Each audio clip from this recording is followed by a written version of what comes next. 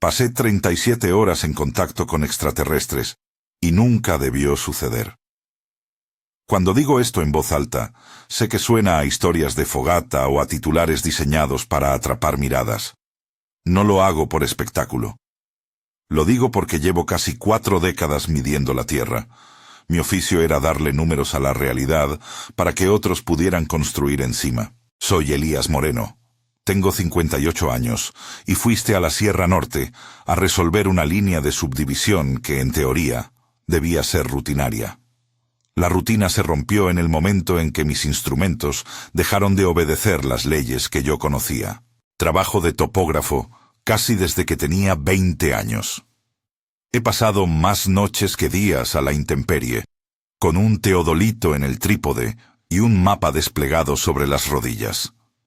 Sé el olor del aceite en los engranajes, el sonido de la burbuja buscando equilibrio, el pequeño clic cuando el instrumento se bloquea exactamente en 90 grados. Esos detalles son importantes. La credibilidad de lo que voy a contar se sostiene, en mi cabeza, por lo menos, en la precisión de lo observable. Llegué a la Sierra Norte en la tarde de un día seco, cargado con 2 mochilas, un teodolito antiguo pero bien cuidado, mi receptor GPS, una brújula que heredé de mi padre y un cuaderno con páginas que ya estaban gastadas de tanto anotarlas.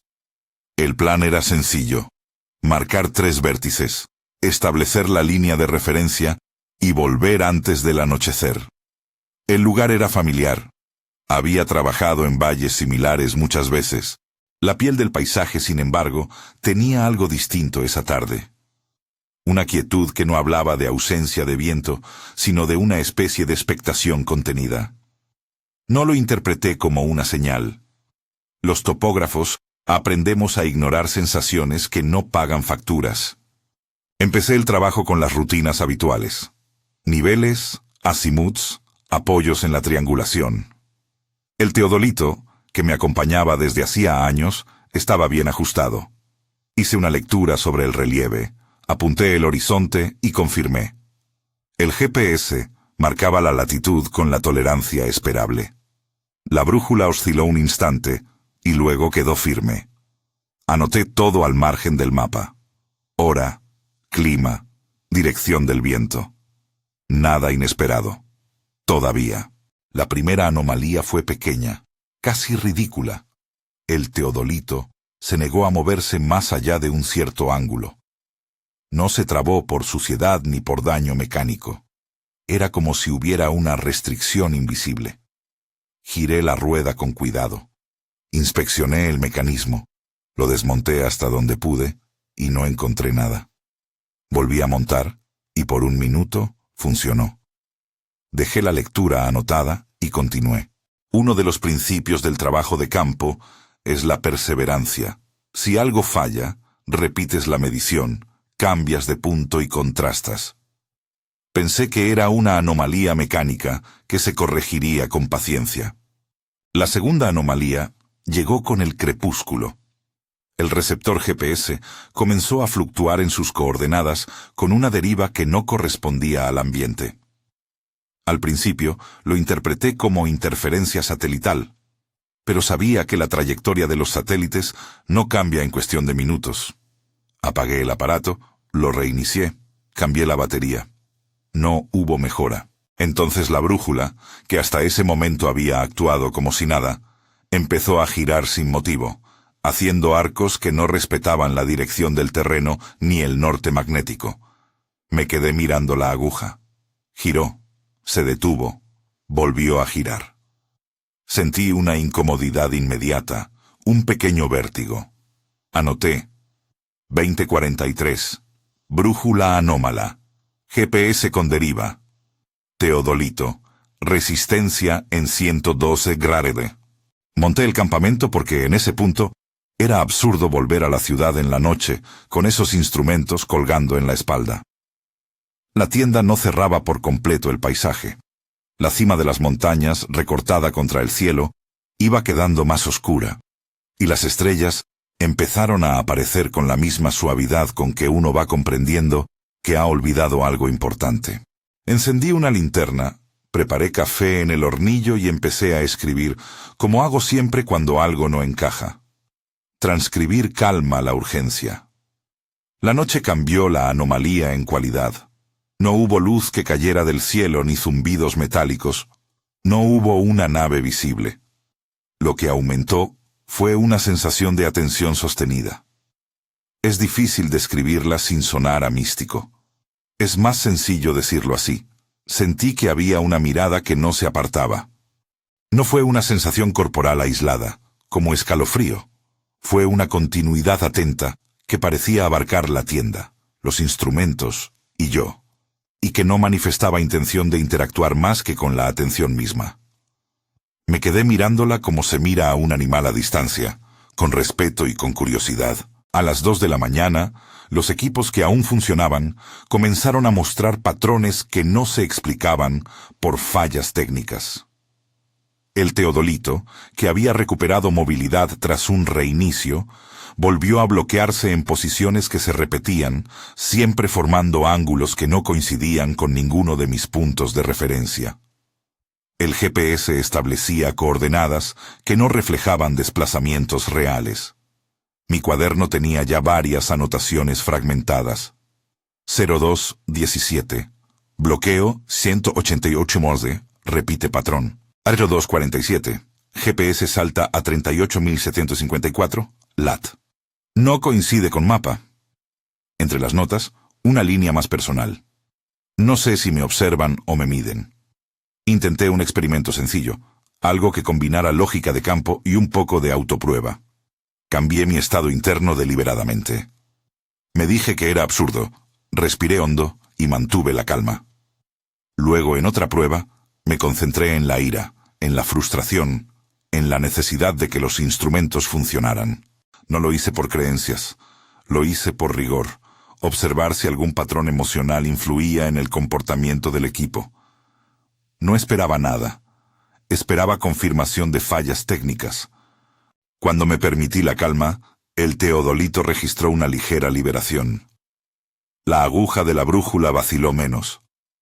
Fue breve, apenas unos minutos de estabilidad, pero suficientes para que mi cerebro tomara nota.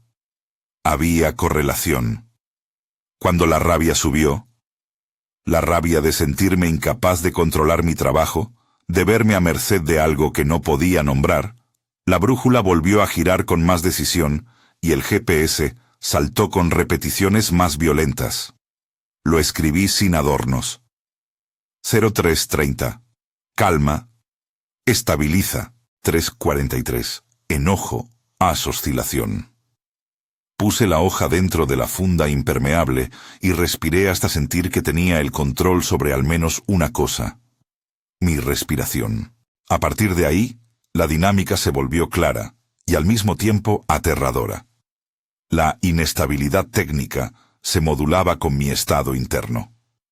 No afirmo con pretensión de científico que mi emoción era la causa. Digo que, en los experimentos que hice en esas horas, cuando modifiqué mi actitud, la respuesta de los instrumentos lo mostró. Hay una diferencia entre observar y explicar, y yo me ceñí a la primera. Fue entonces cuando comprendí algo que me hizo detener la respiración. No había evidencia de comunicación en sentido convencional. Nada hablaba. Nada golpeaba la tienda. No vi luces que buscaran aterrizar ni huellas en la mañana siguiente. No obstante, la atención que percibía no era pasiva. Parecía calibradora, como si comparara, como si midiera. Me sentí como quien está siendo medido por una regla que no es visible. Anoté. La presencia observa. No interactúa. Mide. Durante las primeras horas, la curiosidad compitió con el instinto de volver a la civilización. ¿Qué haría un profesional en mi lugar? Llamé a 2 colegas por teléfono. Marcus respondió a la tercera llamada. Su voz, somnolienta, cuestionó mi estado. Le conté lo básico. Instruments fallando, sensación de vigilancia. Marcus me cortó con un medio silencio y luego dijo algo que no esperaba. ¿No será que algo te está empujando a mirar hacia adentro? La frase me quedó dando vueltas. No es un comentario técnico, ni un consuelo práctico. Era una interpretación que, sin embargo, resonó con lo que yo ya intuía. No quise que la historia se volviera solipsismo. Grabé audio de las lecturas, tomé fotografías de los paneles del GPS cuando saltaban coordenadas absurdas y apreté el obturador de la cámara hacia la brújula cuando la aguja hacía sus giros caprichosos. En muchas de esas imágenes no hay nada más que una aguja, una carcasa de metal y números. En otras, si uno se inclina sobre la imagen con paciencia, un ligero patrón de píxeles sugiere una firma extraña en el metadato, una marca de fecha que en ese momento no comprendí del todo. Mantener la calma se volvió ejercicio de supervivencia intelectual. Cada vez que sucumbía a la irritación, la realidad visible, la de mis aparatos, respondía como si se molestara. Cuando probé aceptación, aunque solo fuese fingida, la inercia de los instrumentos cedía. Esto me llevó a una conclusión provisional que escribí en el cuaderno con la letra temblorosa que se reserva para apuntes cruciales. Efecto: la atención modula la estabilidad de los instrumentos. No es comunicación, es observación. A la mañana siguiente, después de unas horas de sueño interrumpido y de anotaciones que buscaban orden, el mapa mostraba puntos que no debía. La coordenada que debería haber quedado en la base resultó desplazada por metros imposibles. Los hitos físicos no cambiaron. Las rocas, los arbustos, todo seguía donde estaba. Solo las lecturas eran distintas. Esto reforzó aquello que ya temía. Aquello que se acercaba no necesitaba tomar forma sólida para producir efectos en el mundo de nuestras medidas. La medida para mí es lo real. Si la medida tiembla, los acuerdos sobre lo que es cierto se vuelven frágiles. Fue en ese estado de mezcla entre alerta y curiosidad que comencé a sentir pequeños cambios personales. No eran paranormales, ni grandiosos. Eran cambios en la forma en que percibía la velocidad de mis pensamientos y la separación entre intención y acto. Antes, si algo provocaba un impulso, miedo, ira, sorpresa, la reacción venía con inmediatez. Después de una noche en la sierra, noté un espacio, un lapso entre sentir y reaccionar, como si entre mi impulso y mi respuesta hubiera un aire más claro para decidir.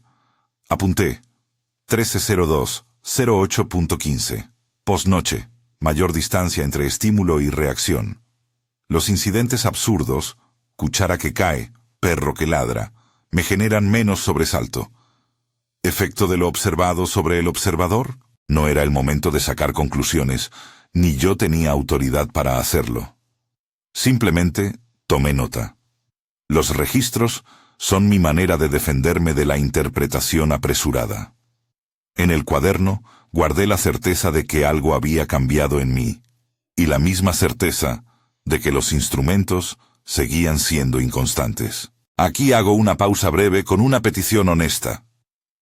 Si lo que cuento resuena de algún modo en ti, te invito a realizar un pequeño experimento de observación durante 2 semanas. No es un ritual ni una técnica garantizada. Es una propuesta práctica.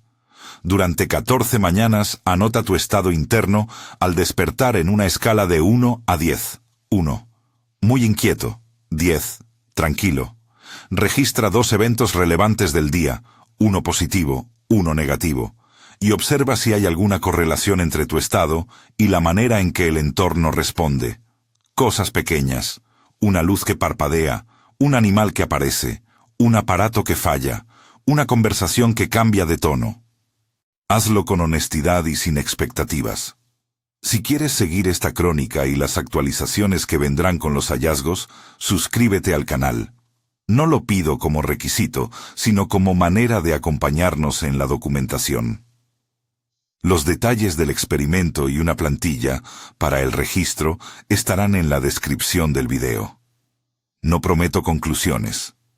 Prometo compartir lo que encuentro con la mayor transparencia posible. Volviendo a la sierra. Después de la mañana, la forma en que la atención afectaba lo medible se volvió menos errática y más metódica. Pude reproducir, en parte, los efectos al controlar mi estado. Metí la calma en una rutina. Respiración, centración, observación sin juicio. Durante esas fases, el teodolito cedía con menos resistencia. La brújula dibujaba menos arcos. El GPS ofrecía lecturas que, si no siempre eran exactas, al menos no daban saltos estrafalarios. Me sentía por un instante conductor de un experimento que no había planeado. Pero la tranquilidad era una burbuja frágil. Cada vez que imaginaba estar en un laboratorio, objetivando eso que pasaba, la extrañeza volvía. Era como si la presencia detectara la intención de convertirla en objeto, y por eso se apartara o modificara su modo de operar. En el segundo día de la observación en campo, hacia la tarde, fui más audaz. Coloqué el teodolito en una secuencia de posiciones y dejé que el receptor GPS grabara sin supervisión, solo para comparar después. Dejé también una cámara apuntando a la brújula y me retiré a 20 metros. Lo suficiente para no interferir físicamente con los instrumentos, pero cerca para comprobarlos. La idea era sencilla. Si algo estaba midiendo mi presencia, quizá dejar de estar presente operativamente alteraría la dinámica. Me senté sobre una roca fría y cerré los ojos. No medité con intención mística. Me limité a observar la respiración y a no pensar en resultados. Sentí, con una claridad que me sorprendió, que algo se posaba con más firmeza cuando mi mirada se alejaba. No fue un alivio ni un ataque, fue una constatación. Al acercarme para revisar el material, la cámara tenía imágenes donde la brújula empezaba a moverse segundos antes de que yo regresara. En un registro de audio capté un leve sonido que, analizado después en la ciudad, no correspondía a ningún equipo conocido ni a ruido natural típico. No lo presento como evidencia irrefutable. Presento una correspondencia entre mi retiro y una intensificación de la actividad. Anoté. 14:42. Retiro observador. OSTA. Actividad aumenta. 15:00.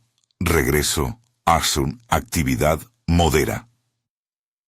La tercera noche fue la más larga en intensidad. Conté horas sin dormir, entre inventarios, notas y observación, hasta que mis párpados ya no respondían a la decisión de mantenerlos abiertos. En la madrugada, un fenómeno peculiar se presentó. El televisor viejo que llevaba como respaldo para reproducir mapas y satélites comenzó a mostrar interferencias en un patrón que, si lo mirabas detenido, parecía repetirse en ciclos. No eran imágenes claras. Más bien, modulaciones de blanco y negro que, con una atención prolongada, daban la impresión de simetría. No afirmo que aquello fuera lenguaje. Describo la sensación de que había orden detrás del ruido. Me obligué a no antropomorfizar la situación. Trataré de dejar la etiqueta exterior versus interior fuera de las conclusiones precipitadas. Es importante que registre una cosa más. Durante estas horas, tuve la sensación de que el fenómeno valoraba la presencia y la atención. No en el sentido de recompensa, sino en el sentido de calibración. Cuando yo observaba sin esperar, cuando documentaba sin intentar provocar, la inestabilidad tendía a encontrar una modalidad menos agresiva. Cuando intentaba acelerar la interpretación o forzar una prueba, la respuesta era más abrupta. Esto, para mí, fue la pista más inquietante. Aquello que llamé presencia parecía reaccionar a la intención de ser medido. La situación iba tomando una geometría social más amplia, aunque en ese momento yo lo veía como mero rumor en el viento. Mis comunicaciones con la ciudad eran intermitentes, mensajes, llamadas que se cortaban, respuestas que llegaban con retardo. En uno de los escasos momentos de cobertura, recibí un correo anónimo que decía poco y mucho. Coordenadas, una fecha y una palabra. Observa. No supe si era una broma, una coincidencia o la señal de que otros también miraban. Guardé el correo en una carpeta cifrada y lo dejé para más tarde. Aún así, la combinación entre mi experiencia personal y la aparición de ese mensaje alimentó una sensación de que lo ocurrido no era un incidente aislado. Las horas se extendieron. Observé patrones, registré datos. Descubrí que, aunque el fenómeno no intervenía físicamente en la forma clásica que uno imagina en relatos de contacto, no hubo abducciones, no hallé ventanas quemadas, no había rastros. La presencia ejercía una clase de afectación que operaba en la interfaz entre percepción humana y medición técnica. Eso lo escribo con cautela. Es mi modo de decir que lo real que encontré no era fácilmente traducible en objetos medibles sin introducir al observador en la ecuación. La noche que terminó el ciclo que más me marcó se fue con la misma sutileza con la que había llegado, sin estruendo, con una sensación de atención que se achicó hasta volverse casi doméstica. Empaqué mis equipos con manos que temblaban de cansancio y de una ligera excitación.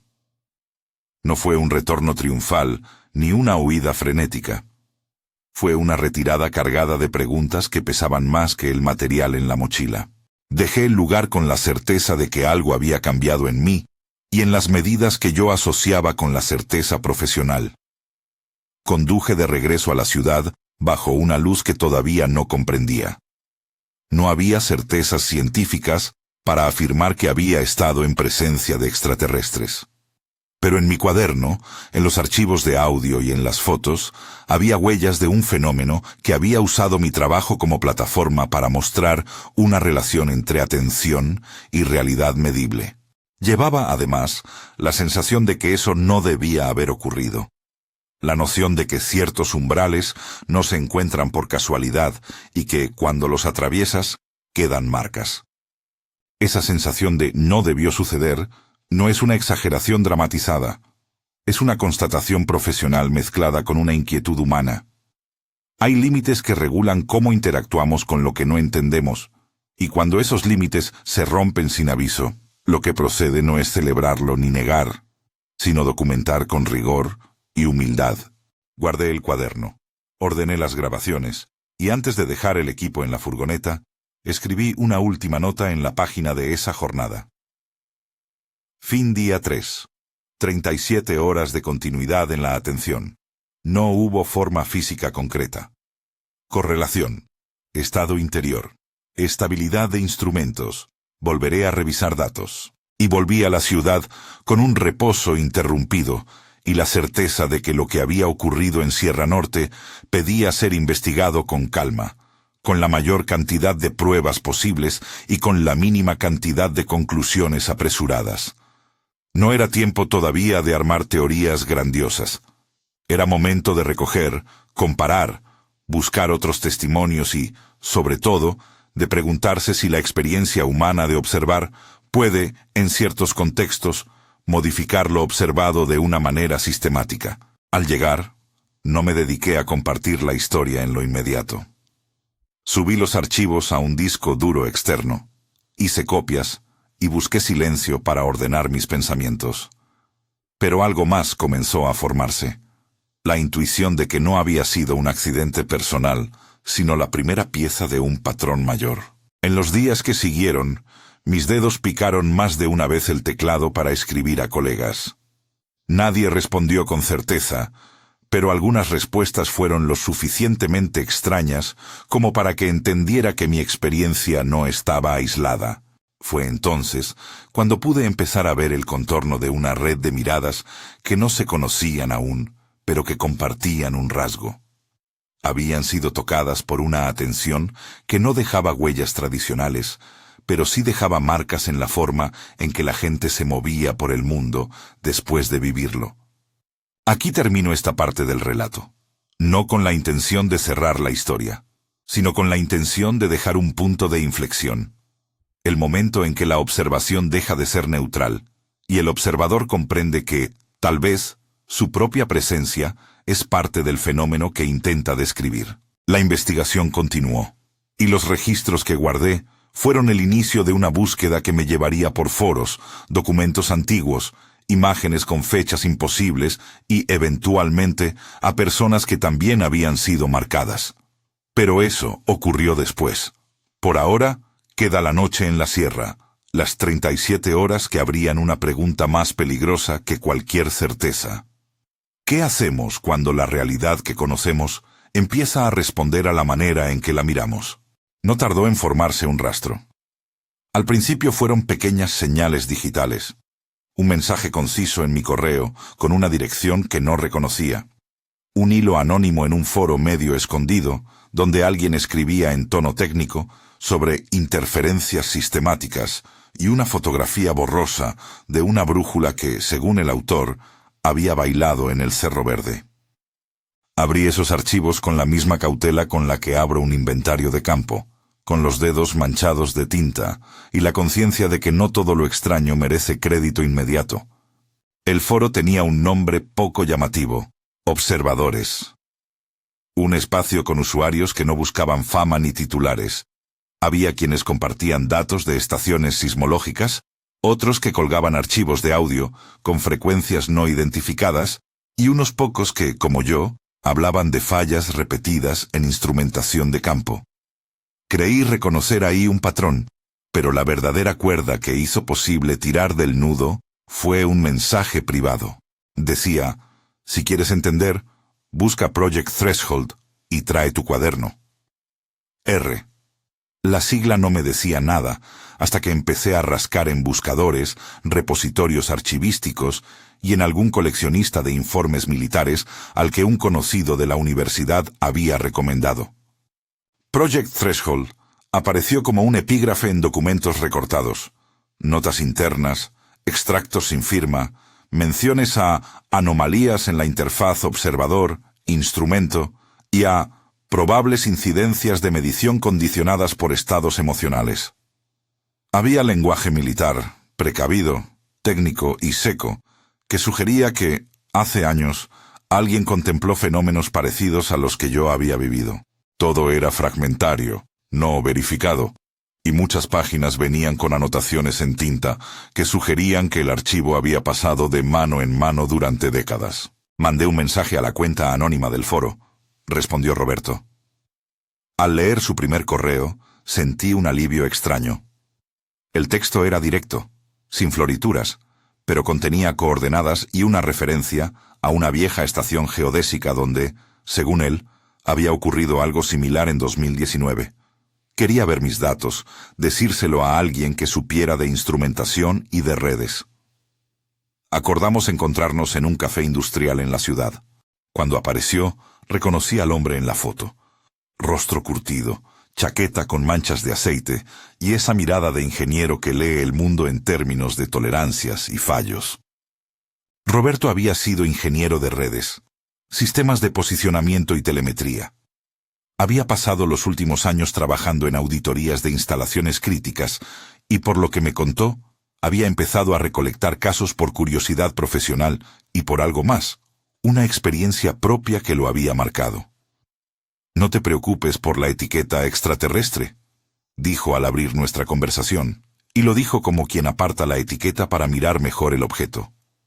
«Lo que me interesa es la repetición de un patrón. Un observador presente provoca alteraciones sostenidas en datos instrumentales. Lo veo en logfiles, en timecodes que no encajan, en cámaras que graban saltos de píxeles que no corresponden al hardware». Sonó metódico. Sonó como alguien que había pasado noches observando números hasta que los números comenzaron a sonarle como música desafinada. Mostré mis archivos. Fotos de brújula, grabaciones de audio con interferencia y, por supuesto, el cuaderno con la página final. 37 horas. Roberto lo leyó y alzó la vista con el gesto de una persona que ha encontrado una pieza que encaja en un rompecabezas mayor. «No estás solo», dijo. «Hay más. Yo también guardo notas, y alguien archivó algo que se llama Threshold. Te lo mandaré». Su tono tenía algo de conspiración amable, no de sensacionalismo, sino de trabajo en equipo. Los días siguientes fueron una sucesión de pequeñas confirmaciones y nuevas preguntas.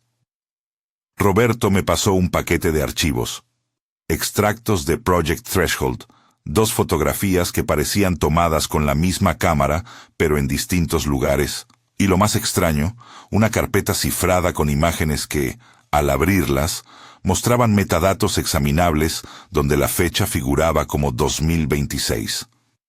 Al principio pensé en error de cámara, en manipulación. Las imágenes no mostraban objetos extraños. Árboles, una brújula sobre un tripié, un panel con lecturas. Pero la fecha, 2026-03-12, sobresalía como una voz anunciando algo. Cuando le pregunté a Roberto por qué las fotos estaban fechadas con 2026, su respuesta fue mesurada. No tengo una interpretación única. Para algunos es una broma pesada, para otros una advertencia. Para mí es una marca temporal recurrente en varios reportes, un aviso o una predicción de un umbral. Me dijo que prefería mantener su hipótesis abierta, que una cierta ventana temporal era relevante, que la correlación entre aumento de reportes y esas fechas merecía investigación. Insistió en que no debíamos presentar 2026 como certeza histórica. Era una pauta que aparecía con frecuencia en testimonios y en documentos que, si eran reales, solo podían calificarse de atemorizantes por su persistencia. Mientras tanto, en el foro emergían voces creíbles. Una mujer geóloga, nombre de usuario Petra52, compartió una bitácora. Su trabajo en una cantera del norte donde, según ella, un equipo de medición de subsuelo mostró lecturas que se invertían durante horas sin que la estructura física cambiara. Otra cuenta, con voz más anónima, colgó correos anónimos que parecía recibir, todos con coordenadas repetidas y la misma consigna: observa. Nadie pedía dinero. Nadie prometía revelaciones. Los relatos eran técnicos, asépticos, y por eso más inquietantes. A medida que comparábamos notas, la red creció. Roberto y yo investigamos y trazamos por mapas al menos 12 ubicaciones donde las anomalías se parecían entre sí.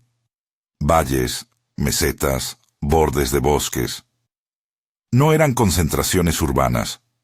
Eran lugares donde la medición del terreno es una práctica cotidiana y donde la presencia humana es, a menudo, mínima. Cada ubicación tenía su historia. Un topógrafo que abandonó un trabajo por ansiedad inexplicable. Un técnico que dejó de confiar en sus instrumentos. Una geóloga que notó cambios en su percepción tras una noche de trabajo. Las coincidencias no eran pruebas, pero la repetición exigía atención. En paralelo, encontré un hilo de correos anónimos que llegaban a distintos miembros del foro y que compartían un formato inquietante. Coordenadas.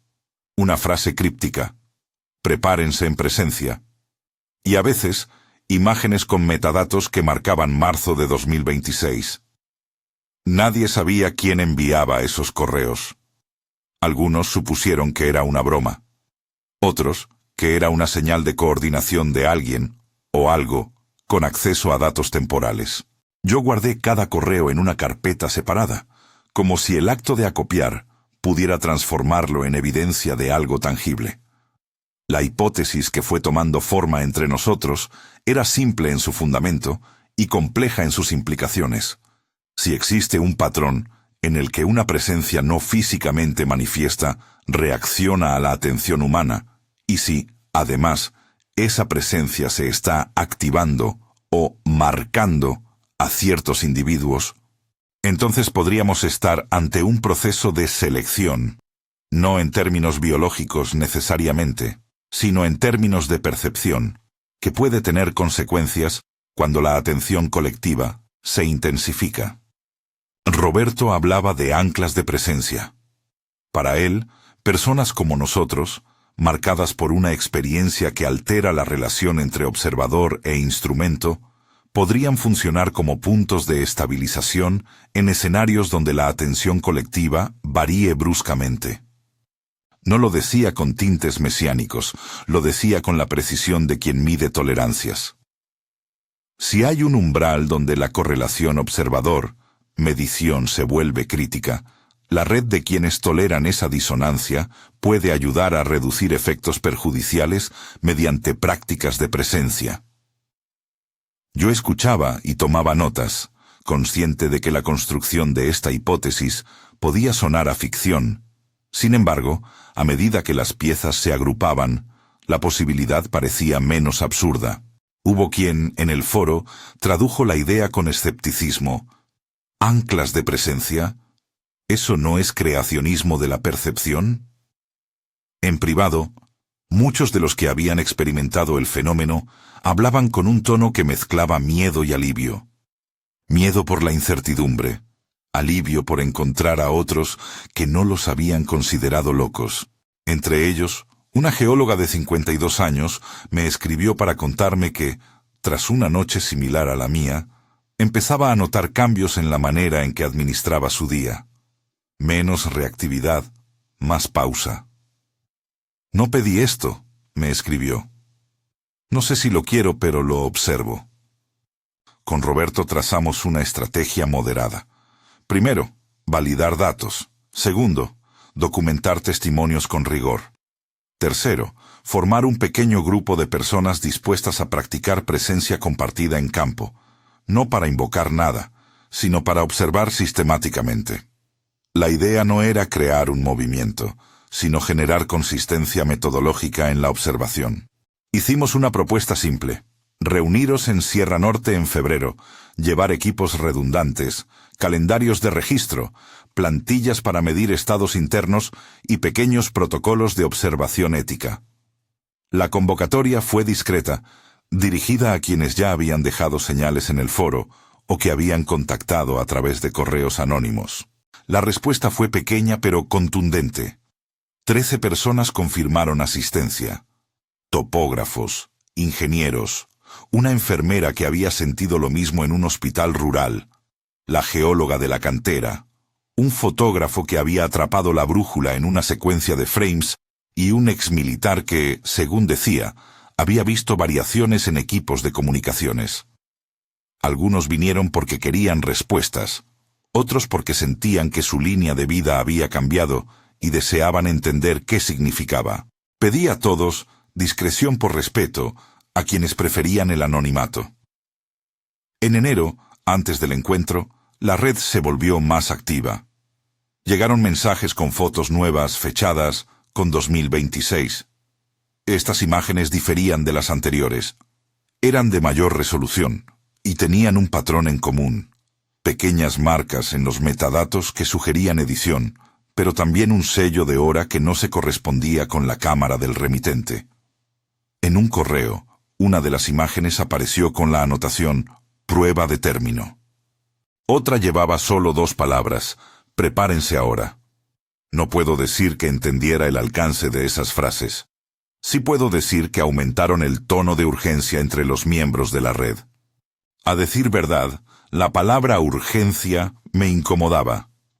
No quería ser partícipe de una histeria colectiva.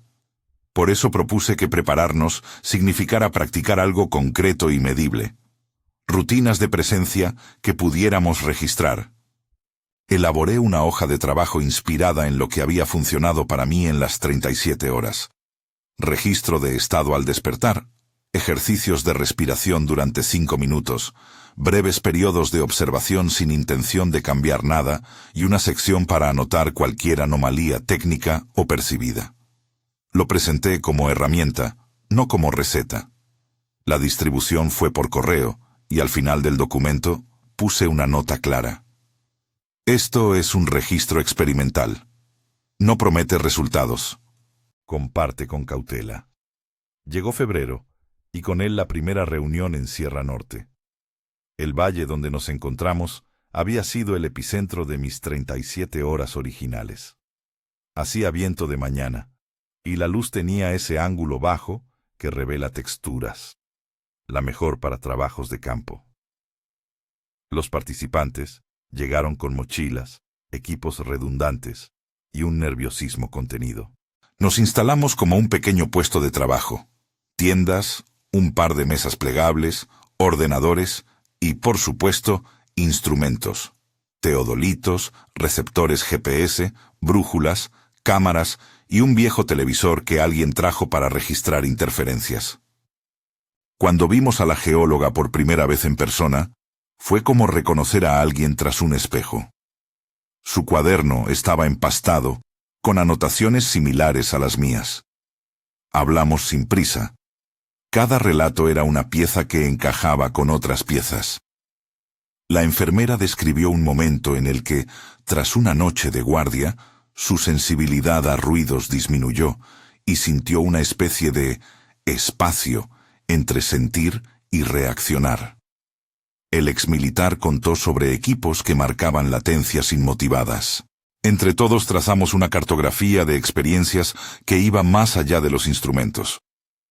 La experiencia común era la alteración en la relación entre atención y medida. Uno de los asistentes, un técnico de cámaras, sugirió algo práctico: instalar cámaras en trípodes, cubriendo los equipos, y transmitir en tiempo real a un servidor. Así lo hicimos. Elegimos 3 puntos: la posición del teodolito, la mesa con las brújulas y la carpa con los ordenadores. Programamos sincronizaciones de tiempo y acordamos protocolos de registro. Notas cada 30 minutos, escalas de calma interna y un espacio para anotar fenómenos técnicos. La mañana se fue entre montajes, calibraciones y conversaciones que buscaban normalizar lo anómalo. Por la tarde, cuando el sol se volvió más raso, ocurrió algo que aún me cuesta describir sin usar el lenguaje de la cautela. Las brújulas comenzaron a mostrar movimientos coordinados, no aleatorios. Distintos aparatos mostraban patrones que, si se miraban en correlación, parecían formar una matriz. No era un sonido, ni una luz que se proyectara, sino una sintonía de desviaciones que coincidían en tiempo. Lo que más me impresionó fue la reacción colectiva. Nadie gritó ni entró en pánico. Seguíamos, protocolares, anotando. La geóloga susurró: «Se parece mucho a lo que cuento en mi diario». El técnico de cámaras revisó los archivos y señaló un detalle. Unos segundos antes de que la matriz de desviaciones apareciera, en una de las grabaciones había un breve silencio de fondo, un hueco donde el ronroneo del viento se interrumpía sin razón aparente. Decidimos no intervenir. La práctica era observar, no provocar. Probamos variar nuestro estado interno como en mis 37 horas. Respiraciones profundas, ejercicios de aceptación, luego simulaciones de agitación controlada. Los equipos respondieron con variaciones mensurables. No hicimos experimentos para demostrar causalidad, solo constatamos correlación. Las mediciones se anotaron, y cuando más tarde cruzamos los datos, las coincidencias eran notables. Era como si la presencia respondiera a la calidad de la atención allí presente. Sin embargo, esto no era una prueba definitiva, sino una consistencia estadística que exigía más registro. Esa noche, montamos una reunión improvisada alrededor de una mesa con linternas. Hablamos de lo que cada uno había sentido y de lo que temía. Fue entonces cuando la conversación tomó un matiz que no esperaba.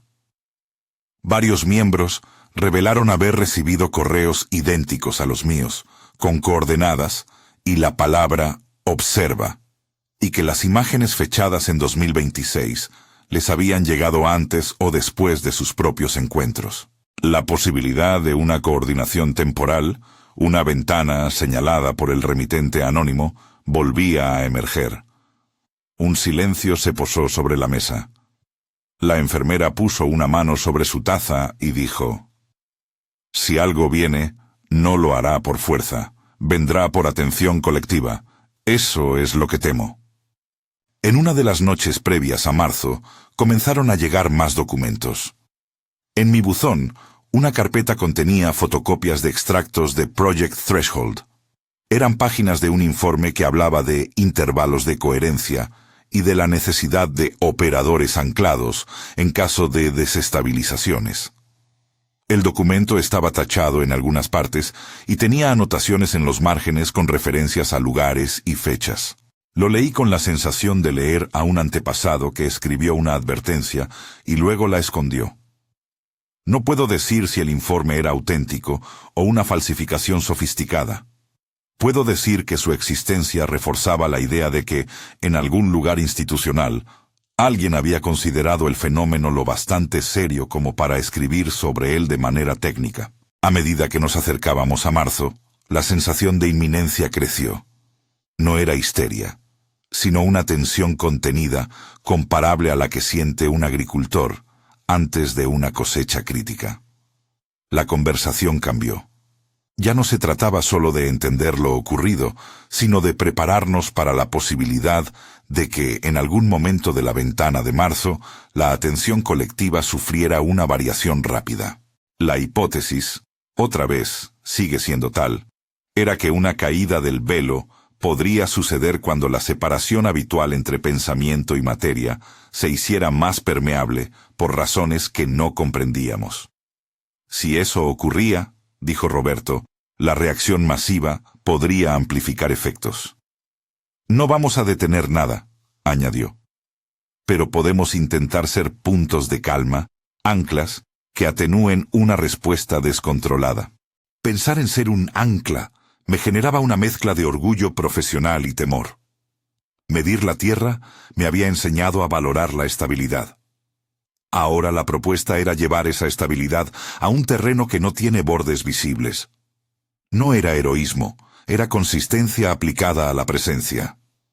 Ensayamos prácticas, respiraciones cadenciadas, rotaciones de observación en silencio para reducir la hiperactividad, registros conjuntos donde cada uno leía en voz baja su nivel de calma. No prometíamos nada, solo proponíamos disciplina. En la última semana antes de marzo, la presión mediática fue un factor que nosotros habíamos querido evitar. Alguien filtró una de las fotos fechadas en 2026 y un titular sensacionalista empezó a circular. Nos dejó en evidencia, pero también atrajo la atención de curiosos que buscaban pruebas definitivas. Tratamos de mantener a la red cerrada. La investigación necesitaba calidad de datos más que likes. Aún así, la filtración tuvo un efecto inesperado. Algunas personas que hasta entonces habían dudado de sus propias experiencias nos contactaron en privado, enviando bitácoras y archivos. Así crecimos en número, pero decidimos que la reunión clave sería limitada.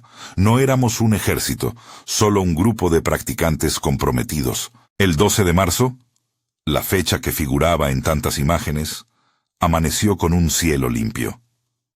No hubo luces. No hubo señales espectaculares. Si algo ocurrió, lo hizo sin gran despliegue. Lo que sucedió en esa jornada, para quienes nos encontrábamos en el valle y para el resto de la red, fue menos una manifestación que una intensificación de lo que ya conocíamos. Microvariaciones en medidas, una sensación más profunda de atención sostenida y en algunos presentes, la aparición de un lapso psicológico aún más amplio entre sentir y actuar. Un par de miembros reportaron sensaciones de vértigo interior, como si la cabeza necesitara reajustarse. Otros no notaron nada fuera de lo que ya veníamos observando desde febrero. A la noche, discutimos en torno a los datos. Algunos equipos registraron irregularidades de mayor amplitud que en días anteriores. No hubo un patrón uniforme. En ciertos sitios la actividad disminuyó, en otros aumentó. Roberto decía que esto era consistente con la hipótesis de una activación localizada que podía simultáneamente modularse por la atención regional. No quise aceptar la palabra activación sin reservas. Prefería hablar de variabilidad. En los días posteriores a marzo circuló la narrativa de una caída del velo que millones replicaban en redes. Nosotros, en nuestra red cerrada, lo discutimos con cuidado. Había metáforas útiles y exageraciones inútiles. Las experiencias de quienes participaron en la reunión y de quienes se comunicaron con nosotros eran diversas. Lo más valioso, desde mi punto de vista, fue observar que muchas personas reportaban la misma consecuencia concreta que yo había experimentado. Más espacio entre impulso y reacción, una pausa añadida que no es ni liberadora ni amenazante, pero que permite elección. Para algunos eso fue reconfortante, para otros inquietante. Pasaron semanas. La vida cotidiana me devolvió a su ritmo. Trabajos, pagar facturas, hacer reparaciones domésticas. Pero algo había cambiado en mi atención a lo banal. La taza que se cae en la cocina ya no me arrancaba un sobresalto instantáneo. Había espacio para recogerla sin que el pulso dictara la acción. Llevaba conmigo la sensación de que la experiencia había dejado una huella práctica. No era un don. Era una nueva posibilidad de respuesta. El material recogido necesitaba orden. Empecé a compilar un dossier. Fotos, extractos de Project Threshold, transcripciones de correos anónimos, bitácoras del encuentro en Sierra Norte y una serie de entrevistas con los participantes. Presenté ese material con cautela. Notas en rojo señalaban aquello que no estaba verificado. Advertencias sobre la tentación de sacar conclusiones apresuradas y la petición de que cualquier interpretación prudente mantuviera la distinción entre lo percibido y lo probado. Dejé constancia de lo que había sido mi experiencia y de lo que otros habían experimentado. Alguien me dijo que debía publicar todo y sacudir la conciencia colectiva. Opté por la prudencia. La transparencia no exige la exposición masiva, exige honestidad con los datos. Con el tiempo, la red adoptó diferentes formas. Algunos siguieron investigando y registrando, otros desaparecieron en su vida cotidiana. Hubo personas que buscaron acompañamiento profesional para entender cambios en su sensibilidad, y las conversaciones con psicólogos y médicos fueron parte del proceso. Nunca sugerí que la experiencia sustituyera el tratamiento profesional. Mi posición fue siempre de testigo y de organizador de observaciones. Durante esos meses, recibí una invitación insospechada. Una persona que se presentaba como parte de una pequeña editorial independiente me pidió permiso para usar fragmentos de mi cuaderno y de las notas para armar un ebook que recogiera prácticas de observación y registros de campo. No era una oferta tentativa de lucrar. Era una propuesta de compilar material para quien quisiera estudiar el fenómeno con rigor. Acepté con reservas y pedí que el texto fuera claro en cuanto a límites. No vender promesas, no ofrecer activación como servicio milagroso. Acordamos que el ebook sería una colección de herramientas prácticas para el registro de estados internos y externos, con plantillas y ejemplos, y que estaría disponible a precio simbólico para cubrir costos de edición.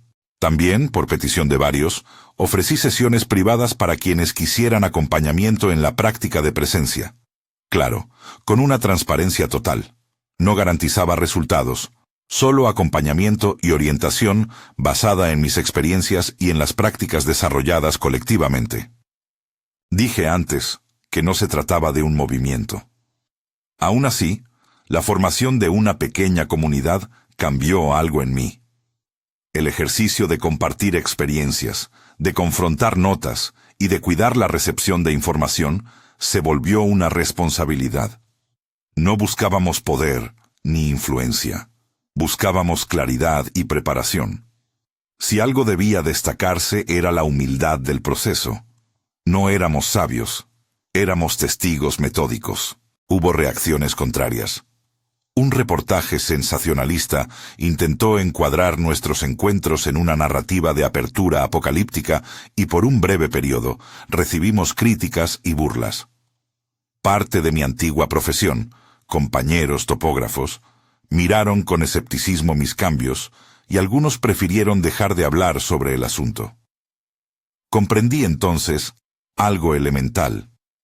La fricción entre lo que cuenta la técnica y lo que relata la experiencia humana no se dirime con comprobaduría emocional. Se dirime con paciencia metodológica y con respeto por la crítica.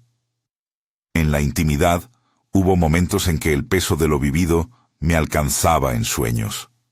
A veces, soñaba con 3 agujas marcando un ángulo que no correspondía a la cartografía.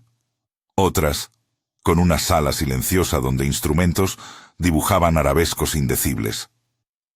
Los sueños no son pruebas, pero sí señalaban que lo ocurrido había calado hondo. En esos sueños, regresaba la pregunta que me acompañó desde el inicio. ¿Qué hacemos cuando la realidad que conocemos responde a la manera en que la miramos? La respuesta no llegó en una epifanía. Llegó en capítulos, documentación, conversación, práctica y sobre todo en la elección cotidiana de observar sin pánico. Si me preguntaran hoy, con meses de distancia, si pasé 37 horas en contacto con extraterrestres, como proclama el título que muchos han visto, respondería con la misma franqueza que he tenido desde el principio. Sentí una atención sostenida que afectó la medición de instrumentos y la calibración de mi propia mente. Para algunos, esa atención puede interpretarse como acción de observadores externos, para otros, como un fenómeno psicológico o electromagnético aún no comprendido por la ciencia. Yo uso la palabra extraterrestre porque fue la categoría que primero se me presentó y porque muchas otras personas en la red eligieron la misma etiqueta. Pero también dejo la palabra abierta, una posibilidad entre varias. No afirmo certezas científicas. Cuento lo que viví y lo que pude documentar. A quienes han seguido esta crónica hasta aquí, les propongo algo práctico y humilde. Si decidiste comenzar el pequeño experimento de 2 semanas que propuse al inicio, anotar tu estado al despertar, registrar 2 eventos del día y observar correlaciones, te invito ahora a un segundo paso. Añade a tu registro un apartado técnico sencillo. Anota cualquier anomalía en aparatos electrónicos, una brújula que se desajusta, un GPS que divaga o una cámara que muestra artefactos extraños. Hazlo con rigor. Fecha, hora, condiciones climáticas, tu estado emocional en una escala y una nota breve del suceso. No se trata de crear historias. Se trata de crear archivos que puedan, con el tiempo, permitir análisis más formales. Si decides compartirlo en un espacio público, conserva siempre el anonimato y cuida los datos personales.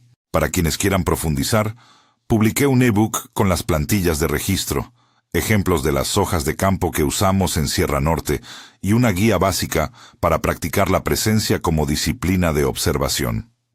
El ebook no es un manual de activación. Es una herramienta para documentar y acompañar procesos. Además, ofrezco sesiones privadas donde trabajo con personas en la elaboración de sus registros y en prácticas de observación deliberada, siempre con la claridad de que se trata de acompañamiento y no de promesas. Los enlaces están en la descripción y en el primer comentario del video. Comparto esos recursos con la máxima transparencia. Pagarlo o no es decisión de cada cual. Su objetivo es ayudar a quien quiera explorar esto con responsabilidad. Cierro este relato de manera parecida a como lo empecé, con cautela y con urgencia mesurada. Lo ocurrido en la sierra y en otras 12 ubicaciones que mapeamos no es una anécdota que pueda descartarse con una sonrisa. Tampoco es una confirmación definitiva de una presencia alienígena con intenciones claras. Es, en el mejor sentido, un campo de estudio emergente que obliga a la responsabilidad. Documentar, compartir con prudencia, cuidar la salud mental de los afectados y, sobre todo, practicar la presencia sin expectativas de poder. Si algo ha quedado claro para mí, es que cuando la manera en que miramos altera lo que medimos, la primera respuesta sensata no es la violencia ni el sensacionalismo, sino el registro sereno y la construcción de redes que puedan sostener a quienes quedan marcados por la experiencia.